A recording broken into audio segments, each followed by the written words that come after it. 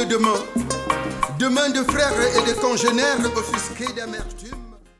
Bonjour très chers auditeurs de notre chaîne YouTube Balthazar Production. Nous sommes encore là ce matin pour vous présenter ce nouveau concept qui est promu par notre maison de production Balthazar Production. Il s'agit bien évidemment de Art et Fusion. Art et Fusion qui consiste en la promotion des œuvres littéraires, notamment le roman, notamment la poésie et pourquoi pas les essais et même les nouvelles. Mais promotion comment? Promotion à travers la musique. Vous comprenez donc que c'est nouveau, c'est pas encore vu et nous pensons que c'est possible.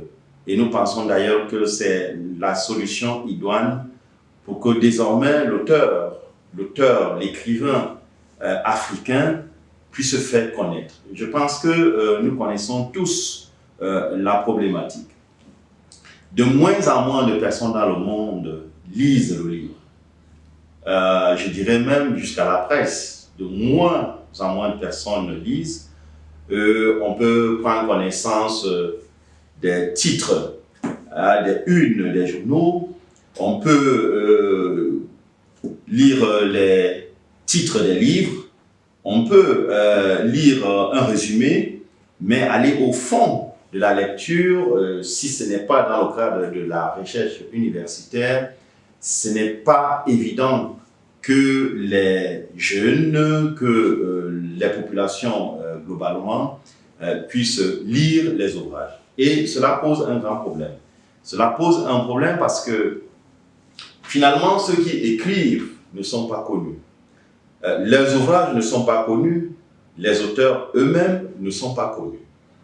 Et s'ils ne sont pas connus, cela ne veut pas dire que ce qu'ils disent n'est pas pertinent, n'est pas important, n'est pas utile pour la société. Au contraire, chaque jour, les auteurs sont inspirés. Chaque jour, ils écrivent de très belles lettres.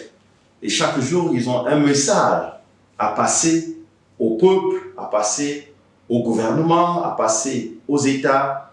Et malheureusement, ce qu'ils écrivent n'est pas mis à la disposition du public, mais le public n'est pas en contact avec ce qu'ils écrivent. Malheureusement, de l'autre côté, vous avez la musique qui continue de se faire écouter. Il suffit d'un tube avec quelques sons, quelques bruits, quelques tapages, pour que dans le monde entier, nous voyons comment est-ce que ce tube-là, parfois très mal tourné, parfois vide de sens, vide de contenu, mais hélas, en quelques secondes, en quelques jours, en quelques temps, ce tube-là est connu dans le monde entier.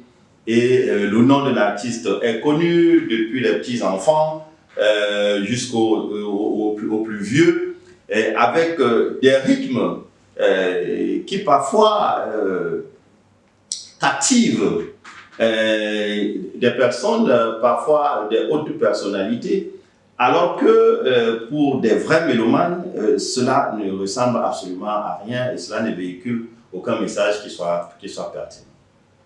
L'idée de notre chaîne de production, c'est que nous puissions mettre en relation les écrivains et les artistes musiciens.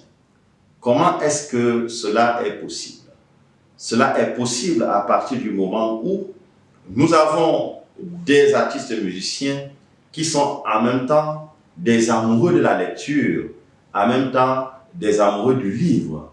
Et quand je dis du livre, je pense d'abord au livre africain. Il va donc s'agir de pouvoir utiliser une œuvre littéraire pour pouvoir produire un album musical. Et du coup, quand cela est possible et lorsque cela se fait, on va se rendre compte que les choses ne seront plus comme avant.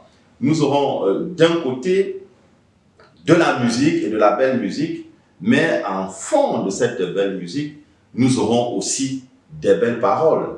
Nous aurons aussi des idéaux à promouvoir. Nous aurons aussi la culture à défendre. Et du coup, nous allons voir une Afrique qui se réveille aussi autrement. Nous allons voir comment est-ce que les écrivains vont pouvoir véhiculer leur message à travers la musique. Cela peut paraître comme une incongruité, comme une aberration, parce que généralement l'écrivain ne se prend pas pour n'importe qui. L'écrivain pense qu'il est d'une autre société et en même temps, parfois, il regarde en hauteur l'artiste musicien.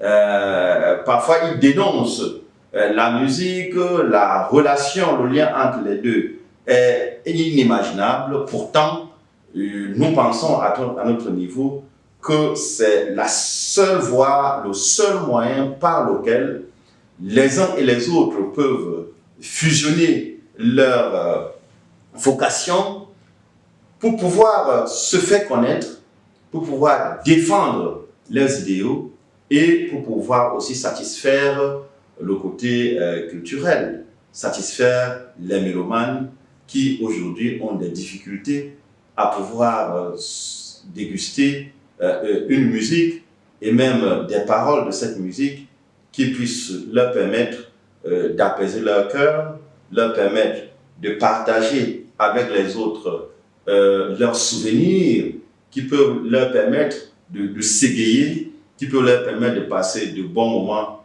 ensemble. Et en même temps, nous avons la classe jeune qui devrait être beaucoup plus en contact avec les œuvres littéraires. Et ainsi, si nous avons par exemple une présentation d'un ouvrage, en même temps accompagné de la musique, ce sera plus aisé de pouvoir aller rencontrer les jeunes pour leur expliquer le contenu de tel recueil de poésie ou de tel ouvrage littéraire. Voilà ce que Balthazar Production voudrait pouvoir faire.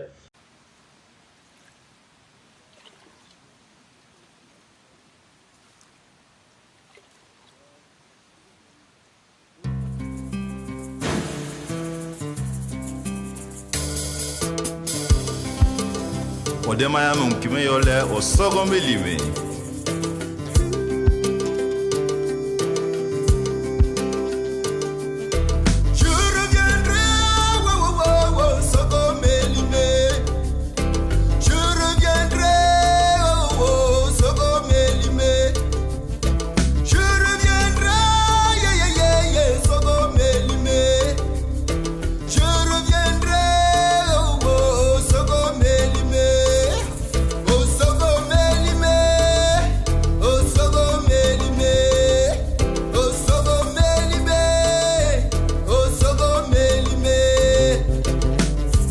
Et du coup, l'objectif, s'il fallait parler ainsi, l'objectif sur le plan global est de pouvoir utiliser le canal musical pour faire connaître les œuvres littéraires et leurs auteurs, tout en améliorant la qualité de la musique africaine, parce que son contenu sera un contenu bien pensé, un contenu qui découle d'une œuvre littéraire produite par une maison d'édition qui, elle aussi, devra se vendre en même temps que nous vendons le livre, en même temps que nous vendons l'auteur, en même temps que nous vendons la musique. La maison d'édition elle-même se fait vendre parce qu'on ne va pas manquer de signaler sur l'œuvre et même pendant la chanson, pendant la musique, lorsqu'elle coule, de rappeler que c'est telle maison d'édition qui a fait paraître cet ouvrage duquel sont issues les paroles qui entrent dans la musique. Donc, maintenant sur le plan spécifique, c'est de pouvoir mettre en lumière vraiment la littérature africaine. C'est de pouvoir mettre en lumière les écrivains africains. C'est de pouvoir permettre aux musiciens de pouvoir mettre sur le marché des albums de très haute qualité. C'est aussi de sauver notre culture, parce qu'aujourd'hui, c'est la perversité. Aujourd'hui, c'est la régression de tout ce que nous avons comme vertu aujourd'hui, en fait, tout est superficiel et il n'y a rien de bon à mettre sur le marché au point où beaucoup parmi nous repartent, comme je l'ai déjà dit une fois, se ressourcer dans les musiques des années 70, dans les musiques des années 80, parce que je pense que c'est la dernière année au cours de laquelle, ou bien la dernière tranche d'année au cours de laquelle vraiment les artistes musiciens ont contribué à l'amélioration et à la promotion de la culture africaine. Quelles sont les cibles à ce nouveau contexte? Nous l'avons déjà dit, mais ce ne sera pas redondant de rappeler encore. La première cible, ce sont les écrivains.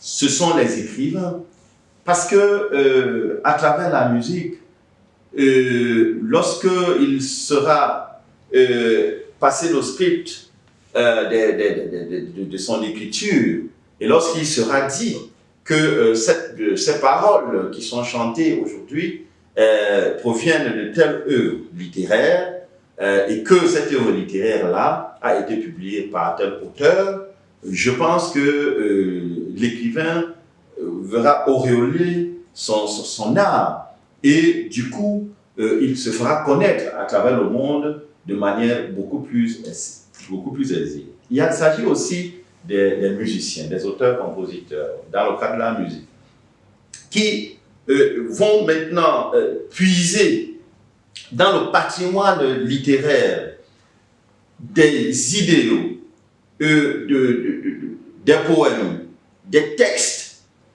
qui sont d'une certaine pertinence et d'une certaine profondeur et qui vont transformer ces textes-là ou les intégrer dans une chanson.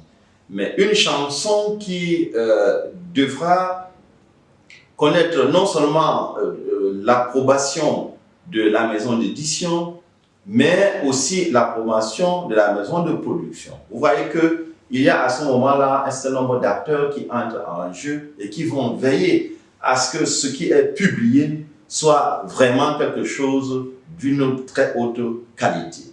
Et il y a les réalisateurs.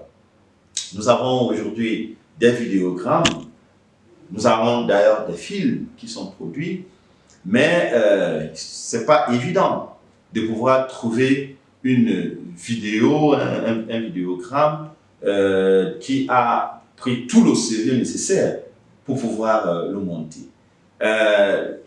On nous sert, je dis, avec tout le respect que je dois à ceux-là qui se battent pour notre culture, on nous sert parfois du n'importe quoi, du nonsense.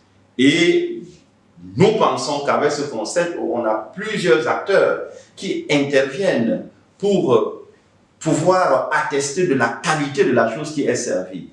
Dans la forme, dans le fond et dans le son, cela va permettre au réalisateur d'avoir finalement un soubassement, d'avoir une matière première, d'avoir un produit de base à partir duquel ils peuvent eux aussi pouvoir réaliser leurs œuvres. Il y a les mélomanes.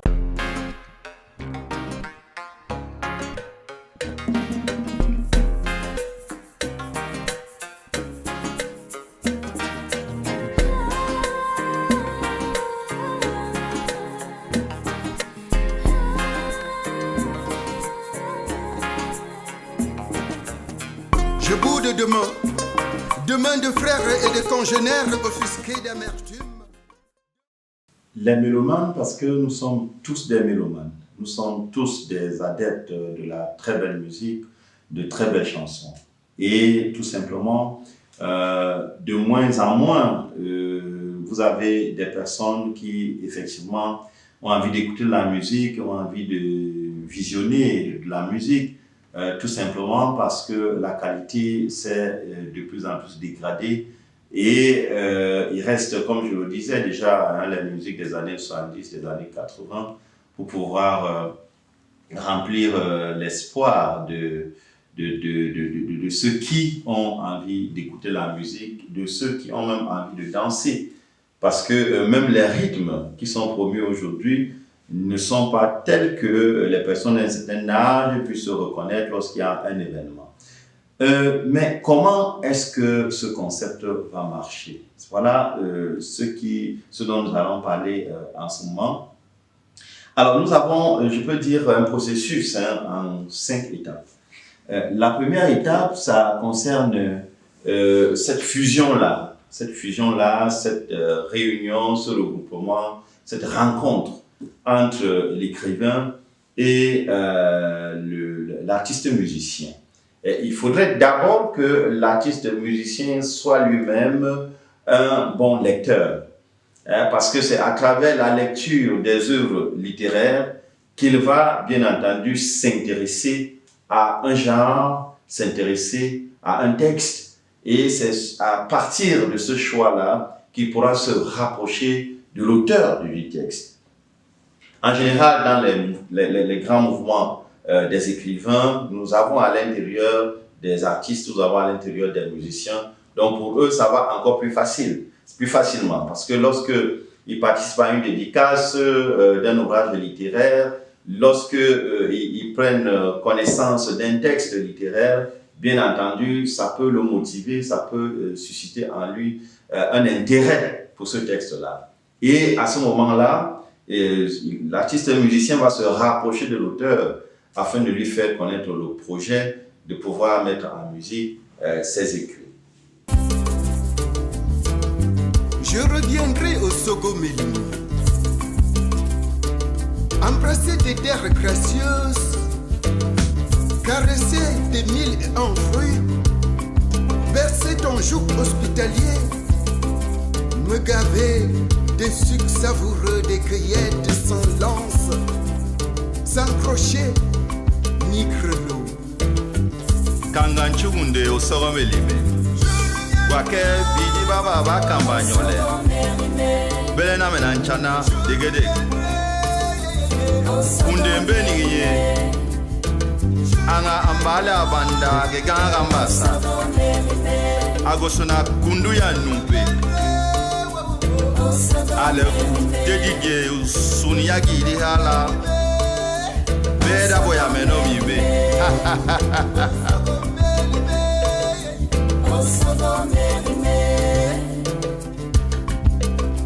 Après cette entente-là, ils vont donc élaborer ce que je dirais une maquette. Comme je l'ai dit, ce n'est pas obligé que ce soit les textes d'un seul auteur. Il peut faire le choix des textes parmi plusieurs auteurs. Ça dépend de l'artiste musicien. Une fois que c'est fait, donc, il faut produire une maquette. Cette maquette-là va donner le ton à la qualité, au rythme de la chanson. Ça va donner le ton au son de la chanson et à tout cet agencement-là. Une fois que c'est fait, on passera donc à la deuxième étape qui sera celle de la présentation de cette maquette-là à la maison de production qui est Balthazar Production. Donc nous allons ici en studio accueillir donc l'artiste musicien et l'auteur ou les auteurs ou les co-auteurs des œuvres ou des textes qui ont été choisis pour faire partie de l'album. Nous allons écouter la maquette, nous allons nous prononcer sur la qualité de cette maquette-là, si elle rentre en droite ligne de notre ligne éditoriale, notre ligne éthique, avec tout ce que cela comporte. Ensuite, nous allons prendre une décision qui est celle de produire ou non cette œuvre musicale. Après cela, nous allons passer à la signature d'un protocole d'entente.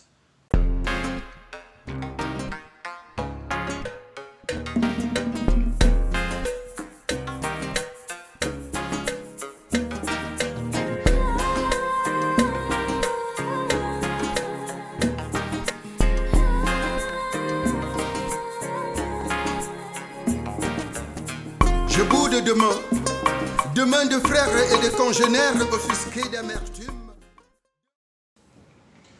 La signature d'un protocole d'entente constitue une étape fondamentale dans le processus de mise en route d'un projet comme celui dont nous parlons. Vous savez très bien que les grands problèmes que les artistes et musiciens ont souvent avec les auteurs de textes, c'est un cadre juridique assez solide qui leur permettent de pouvoir travailler ensemble sans se marcher sur les doigts. Pour une raison simple, on a toujours eu l'impression, et on a d'ailleurs enregistré beaucoup de conflits, je ne veux pas ici citer les noms entre les auteurs des textes et les artistes musiciens. Il y a toujours des conflits, et ces conflits-là portent essentiellement, ce conflit va même avec les producteurs. Ces conflits portent essentiellement sur la répartition des produits issus de ces œuvres musicales. Voilà le grand problème. Donc, ce que nous souhaitons, c'est que dès l'entame de notre relation producteur, auteur, compositeur, arrangeur, c'est que nous ayons des bases juridiques sur lesquelles nous devons fonctionner. Ça veut dire le protocole d'entente constitue d'abord un document à partir duquel chaque partie adhère au projet que nous mettons en place. Et chaque partie sait aussi quels sont ses droits, quelles sont ses obligations, quelles sont ses attentes, même en matière de répartition des droits d'auteur ou répartition des fruits, du produit qui sera issu des différentes ventes. Il faut d'abord une entente par rapport à ça. Donc nous discutons, nous proposons un modèle de convention, de protocole d'entente que nous devons d'abord signer entre nous. Ça, c'est pour le départ. Et ainsi, chacun sait, étape par étape, qui a à faire quoi, qui a à attendre quoi. Après que nous ayons traversé cette étape, bien entendu, c'est l'entrée en studio. Alors, l'entrée en studio, parce que la maquette qui est produite peut être modifiée. Elle ne va pas être modifiée dans les paroles, donc dans son contenu, mais par contre, les sonorités qui sont utilisées peuvent être modifiées. Parce que nous voulons des sons qui sont des sons particuliers. Nous voulons quelque chose de nouveau dans notre musique. On ne veut pas le copier-coller de rythme, de sons, de musique, d'autres qui sont passés. Et puis, dès que vous passez un tube, tout de suite, on fait référence à tel autre artiste qui vous a précédé, ainsi de suite, ainsi de suite. Nous voulons des sons qui, en même temps, reflètent nos traditions, reflètent notre culture, en même temps, donnent l'envie, suscitent l'envie d'écouter, suscite l'envie même de danser, mais de danser quel rythme, hein? Voilà, c'est des rythmes. Et lorsque vous suivez Osogomilime par exemple et les autres tubes qui vont avec, vous allez vous rendre compte que c'est des sonorités que vous n'avez jamais rencontrées et du coup il faut apprendre une nouvelle façon de danser. Et je pense que voilà, c'est une création que nous mettons en place. Donc, une fois que nous avons terminé cette phase qui est la deuxième phase, j'avais parlé de 5 phases, nous atteignons donc la phase de réalisation de l'album. Sur la base, comme je l'ai dit tout à l'heure, de la maquette, nous allons travailler morceau après morceau, morceau après morceau. Nous allons ensemble écouter, ensemble, chacun dira quelles sont les modifications, quelles sont les améliorations. Nous allons associer à cela un certain nombre d'experts dans le domaine musical. Et ces experts-là vont donner leur avis jusqu'à ce que nous puissions réaliser un produit qui soit un produit agréable à écouter, un produit agréable à danser. Et une fois que nous avons terminé cela, nous sortons dans l'album et l'album est sur le marché. L'album est présenté, pas encore au public, mais présenté, on est à la 5e phase aujourd'hui. On va donc à la maison des droits d'auteur, qui est aujourd'hui la Sonacam. Nous espérons que demain ce sera toujours la Sonacam, mais que ça ne va pas changer. Comme nous connaissons l'environnement et l'État est en train de prendre toutes les mesures pour essayer de discipliner le paysage des droits d'auteur au Cameroun. Je reviendrai écouter écouter les fables égarées de la voix ondulée de Baba Campagnol.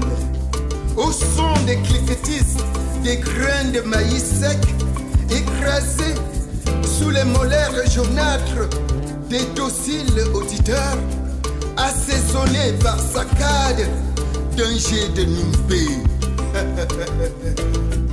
Kangabedega yongo bianca, ngera bola boya bosa. Mbabe duide, ndekono nweli pa bona temade maya mifo. Chano no, ke kongo geda yongo lidio, udu yanchube, ye dembare di fine diamo mbiranga. Ma cha talege na mbarabana na tudu, esano no mio ya mbabe yo mwane nada namo. Apa, imondo giba bemeda, yomo monyo no deda, nalego fule fulanga, madede. Nous irons donc à la SONACAM et c'est à la SONACAM que nous allons signer le contrat définitif. Dans ce contrat définitif qui est enregistré au niveau de la SONACAM, nous allons pouvoir chacun prendre connaissance donc, de la grille de répartition en ce qui concerne les droits d'auteur et en ce qui concerne les autres droits qui peuvent être indexés sur cette œuvre musicale. Et au sorti de là, bien sûr, nous nous retrouvons à la phase de présentation de l'album au grand public, je dirais, de la dédicace. Une fois que la dédicace est passée, nous sommes dans la phase de la promotion. Donc voilà les différentes phases que notre maison de production va pouvoir suivre. Et il n'y aura pas de contrat de dupe, il n'y aura pas de convention de l'ombre, il n'y aura pas de convention parallèle, il n'y aura pas de marché de dupe entre les parties prenantes, parce que ce que nous voulons ici, c'est d'abord la promotion d'un concept, ce n'est pas forcément de se faire de l'argent. Donc, le plus important, il faudrait que les parties prenantes soient en confiance et que nous puissions atteindre l'objectif que nous voulons atteindre, qui est celui de mettre à la fois en lumière l'artiste, les œuvres littéraires, la maison de production, la maison d'édition d'abord, la maison de production et surtout la musique camerounaise, la musique africaine, globalement parlant. Donc, voilà comment est-ce que le concept est présenté, voilà comment est-ce que le processus va pouvoir marcher. Donc, à partir du moment où on s'est accordé sur ces différentes phases, je pense que nous pouvons déjà travailler ensemble. Et nous disons déjà que le concept est admis par certains auteurs. Nous avons déjà 2 auteurs au moins qui nous ont contactés. Nous avons une quinzaine de textes qui sont déjà mis en musique. Et en ce moment d'ailleurs, il y a déjà un album en préparation qui viendra en sus de l'album qui est déjà mis sur pied. Et puis, ce sera la prochaine présentation que je vais vous faire. Cette présentation porte donc sur l'album Osogo Melimé, qui est le tube qui aujourd'hui a inauguré notre concept. Donc, nous vous laissons d'abord écouter un petit bout de ce morceau Osogo Melimé avant de venir vous présenter le concept dans lequel nous sommes parvenus non seulement à réaliser cet album, mais aussi à pouvoir mettre en place le concept art et fusion à travers Bataza Production. J'irai au bord de l'eau, je dis bien au bord du fleuve, jeter la ligne dans la mare, grincer l'oreille de l'hippo, piétiner la queue du croco, détaler au premier écho, fouetter le vent de ma large poitrine, finalement me casser les côtes de rire.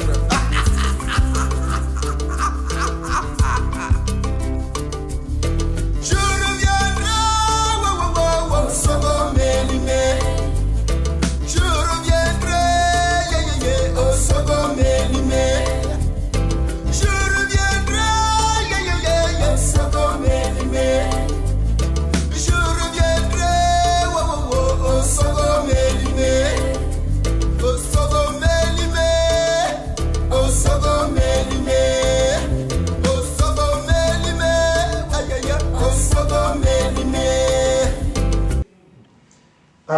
l'album Osogomeli que voici est le premier produit de ce concept art et fusion. C'est-à-dire que plusieurs arts qui se mettent ensemble, qui fusionnent pour pouvoir donner naissance à une œuvre artistique, une œuvre musicale qui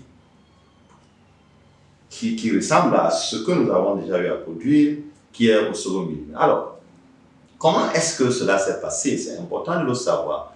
En 1994, nous publions cette œuvre littéraire. En 2014, autant pour moi, nous publions cette œuvre littéraire qui est un recueil de poèmes intitulé Benissa Kono, c'est-à-dire que les premières origines. Alors, Djemangel, qui est aussi un poète, membre de l'association La Ronde de Poètes, va s'intéresser à cette œuvre littéraire. Il va trouver les textes qui y sont contenus tellement poignants et tellement originaux qu'il va nourrir l'envie de pouvoir transformer ces textes-là en un disque comme celui que nous voyons aujourd'hui. Alors, bien sûr, il va se rapprocher de l'auteur, qui n'est autre que votre serviteur, Balthazar Edipussi. Et pendant 3 ans, nous allons passer le temps à discuter, passer le temps. Il va passer d'ailleurs le temps à négocier parce que justement, nous ne pouvions pas comprendre qu'à partir d'un ouvrage littéraire, à partir de notre livre, nous puissions nous retrouver demain sur les plateaux de télévision en nous présentant comme musiciens. Ça, ce n'était pas déjà prévu au départ, ça n'avait pas été prévu dans notre projet et nous ne concevions pas d'ailleurs que des textes littéraires comme celui que nous avons puissent être demain transformés en une œuvre musicale. Mais Djemangel, un homme très patient, va prendre tout son temps. Pendant 2 ans, 3 ans, il va négocier ce projet, il va aller lui-même monter sa maquette et lorsqu'il nous présente cette maquette, nous nous disons mais waouh, ça veut donc dire que ça peut se faire, on peut partir d'un livre, on peut partir d'un recueil de poèmes pour pouvoir avoir une œuvre littéraire, une œuvre musicale aussi profonde et aussi impeccable. C'est ainsi que finalement nous allons adhérer et nous allons nous mettre ensemble, nous allons donc mûrir le projet, nous allons sur le plan juridique asseoir toutes les bases, nous irons en studio en compagnie de la maison Ifikia de Jean-Claude Arono et ensemble nous allons tous valider morceau par morceau jusqu'à obtenir cet opus musical. Alors, Osogomeli, c'est son titre. Vous avez 7 titres. Il y a LM Bleu, numéro 1, numéro 2, Ikuku, numéro 3, Je boude, numéro 4, OO, numéro 5, Postmortem, numéro 6, Quand tu mens, et nous avons Osogomeli lui-même. Donc, c'est des musiques originales. Et ceux qui ont déjà eu l'occasion d'écouter l'un de ces tubes à la radio comme à la télévision, je pense que pour le moment, les gens ne se retrouvent pas, puisque justement, ce sont des sonorités complètement différentes, des rythmes complètement différents. Ce sont des voix qui sont des voix nouvelles, que les gens ne connaissent pas. Donc, du coup, même si c'est original, même si c'est bien, on se demande toujours, mais il s'agit encore de quoi? Mais il s'agit de quoi, vous le saurez, au fur et à mesure que la promotion de ce disque va se faire, au fur et à mesure que nous allons sortir de nouveaux albums.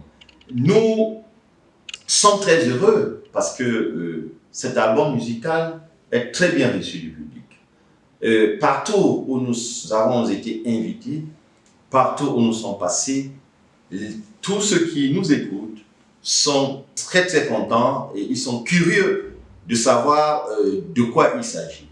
Les pas de danse sont esquissés, la musique, la danse elle-même se fait découvrir parce que contrairement à ce que font souvent les musiciens, ils inventent une danse aussi. Ils disent notre danse va s'appeler telle chose ou telle autre chose. Nous laissons chaque mélomane inventer sa propre danse selon le rythme qui est donné dans chacun de ces morceaux et dans les autres qui viendront. Donc voilà l'album Osogo Melimé. Voilà, il y a un vidéogramme, je le disais tout à l'heure, ça veut dire que Richard Antoine Lobé, qui est un réalisateur bien connu, a dû s'intéresser lui aussi à ce projet au point où il a pu sortir tout un vidéogramme sur Osogo Melimé aujourd'hui en single, mais les autres clips sont en train d'être montés et dans les jours qui viennent, nous en aurons 2, nous en aurons 3 et puis le public sera très heureux de découvrir ce projet, ce produit et de façon matérielle, de façon concrète, ce nouveau concept qui est proposé. Donc, aujourd'hui, je vous disais, nous avons 2 autres écrivains avec des propositions de 2 autres disques qui devraient sortir. Il y a l'un que nous avons déjà accepté à moitié, nous sommes en train de l'écouter encore et bientôt, si cela se passe bien, nous serons en studio. Ça veut donc dire que tous ceux qui nous écoutent en ce moment, tous ces écrivains, c'est eux que j'appelle d'abord. Quelle joie de se rendre compte que son nom ou alors le titre de son livre est connu dans le monde entier. C'est une grande joie. Quelle joie de savoir que les textes qui ont été écrits, que ce soit un bout de roman, que ce soit un bout de nouvelle, que ce soit un poème, quelle joie de savoir que cela rentre déjà dans une musique, dans une très belle musique qui est écoutée dans le monde entier. Je pense qu'il n'y a plus d'anonymat possible avec les auteurs qui vont rentrer dans ce genre de projet. Et les artistes les artistes musiciens ne sont pas en reste. Parce que quelle joie aussi de savoir que à travers son génie, on a pu indexer ou scotcher une très belle musique ou de très belles sonorités sur des textes, avec des paroles et avec des voix qui devraient se vendre dans le monde entier. Et je pense que c'est une véritable révolution.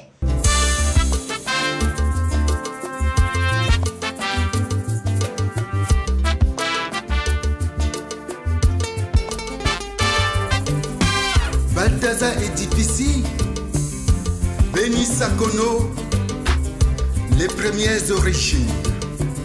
Ifriqiya, je m'évaderai dans l'immense paysage, forêt profonde et inoffensive, savane interminable, montagne feutrée, qui l'armoire de pureté d'une rosée divine, fraîche, consolatrice.